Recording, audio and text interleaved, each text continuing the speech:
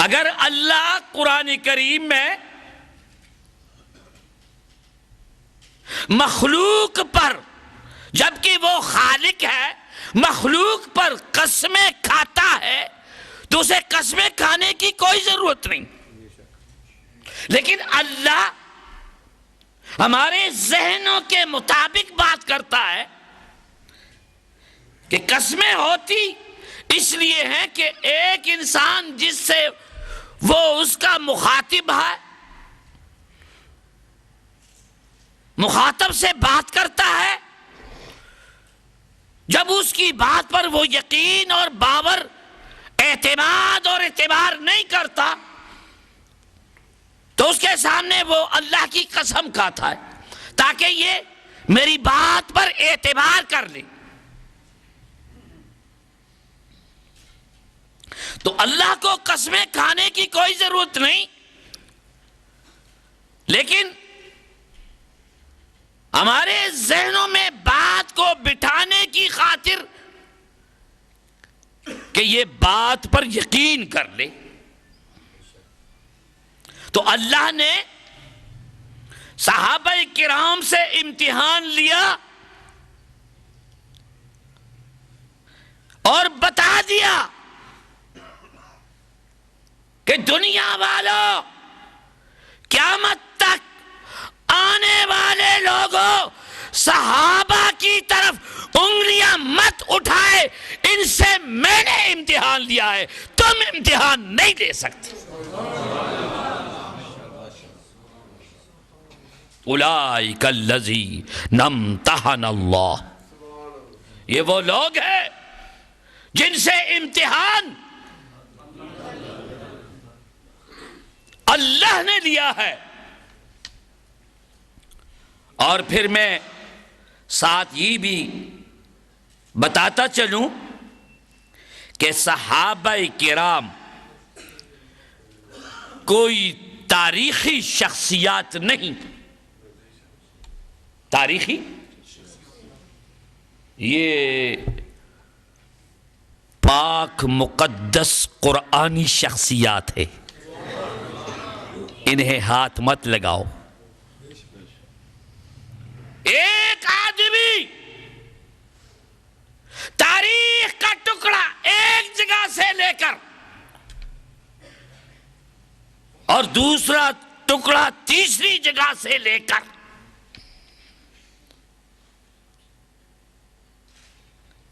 تاریخی ٹکڑوں کو ملا کر اور اسے ادیبانہ الفاظ سے سجا کر اس سے پھر نظریہ بناتا ہے اور بازار میں اس عقیدے کو وہ پیش کرتا ہے اور کہتا کیا ہے، تاریخی ٹکڑوں کو ملا کر اپنے قلم کی نوک سے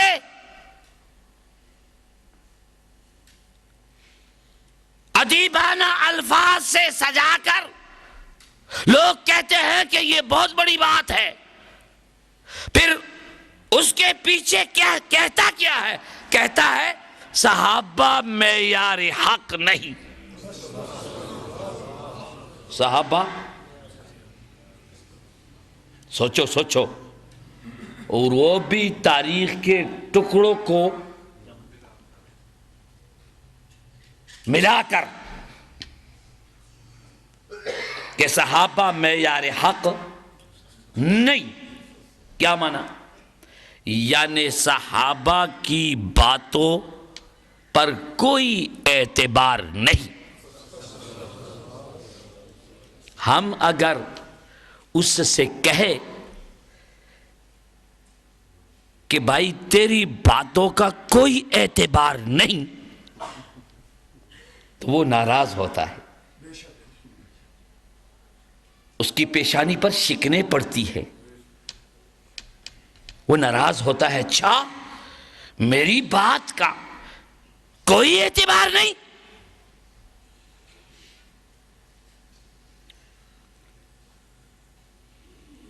تو صحابہ کرام کے بارے میں جو آدمی یہ جملہ کہے کہ وہ معیار حق نہیں، تو اللہ ناراض ہوتا ہے۔ اللہ جی اور پھر ایک آدمی نے خلافت اور ملوکیت کی کتاب لکھ کر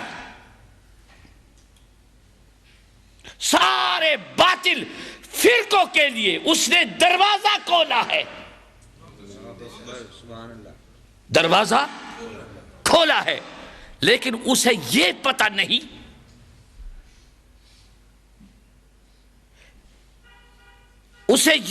نہیں کہ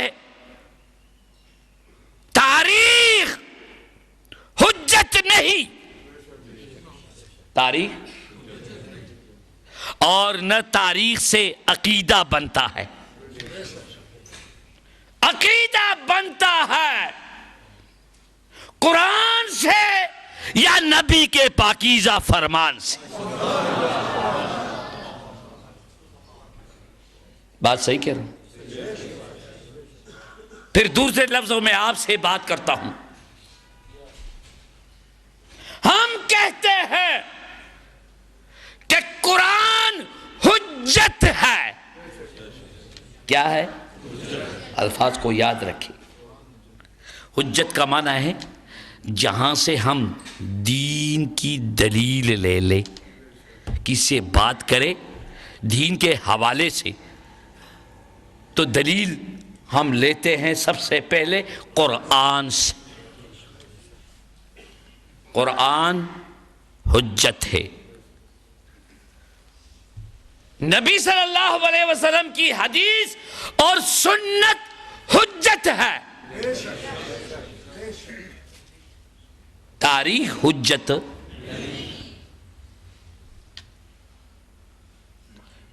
لوگ تاریخ بیان کر، ہاں جو تاریخ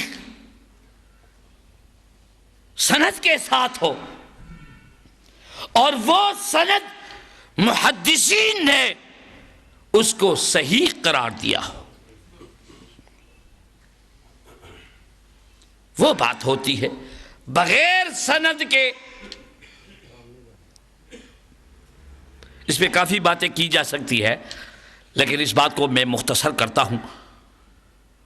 قرآن حجت ہے، نبی صلی اللہ علیہ وسلم کا پاکیزہ فرمان اور تاریخ حجت نہیں۔ لیکن باطل جب بھی آپ سے بات کرے گا اس کے لیے ایک دروازہ کھلا ہے، اس کے لیے باطل کے لیے وہ جب بھی بات کرے گا آپ سے، وہ کیا کہے گا؟ وہ کہے گا تاریخ کہتی ہے۔ جب بھی بات کرے گا یاد رکھو، کبھی یہ نہیں کہے گا کہ قرآن کہتا ہے، کیونکہ اس کے پلے میں قرآن۔ کبھی یہ نہیں کہا کہ نبی نے یہ، وہ پہلی بات یہ کرے گا جس دروازے سے وہ آئے گا اور آپ پر ایمانی ڈاکہ ڈالے گا، وہ یہی کہے گا تاریخ کہتی ہے۔ تاریخ، جب بھی کوئی باطل سے بات کرے اس بیچارے کے پاس کچھ بھی نہیں ہے سوائے تاریخ۔ تاریخ کہتی ہے، اگلا ایک اور لفظ ہے اس کے ساتھ وہ ملاتا ہے تاکہ اس کی بات پر آپ اعتبار کر دیں، آپ یقین کر لیں، باور کر لیں۔